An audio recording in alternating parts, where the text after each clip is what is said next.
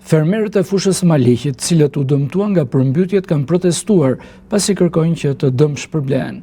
Ata u mblodhen para bashkisë në shenjë revolte për situatën në cilën ndodhen fermerët dhe paralajmëruan që nuk do t'i ndalin protestat derisa të gjendet një zgjidhje.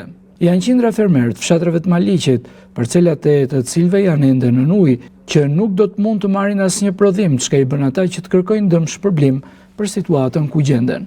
Dëmet sipas tyre janë kolosale dhe shkak është bërë mungesa e ndërhyrjeve dhe investimeve në rrjetin e kanaleve kullues, ndaj kërkojnë nga institucionet të kompensohen. I gjithë malli ka ikur.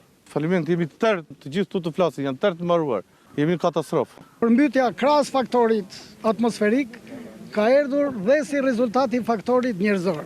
Dhe faktor njerëzor quajmë organet e pushtetit, që prej 4 vjetëve nuk kanë pasuar asnjë gjë në fushë.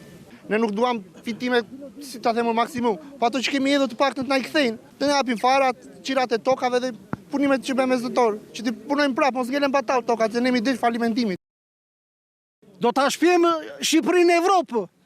Ku është Shqipëria e Evropës? Këtu e 35 vjet. Unë kam 80 hektar me djemë të tokë me qira. Subvencionimin e kemi për tokë.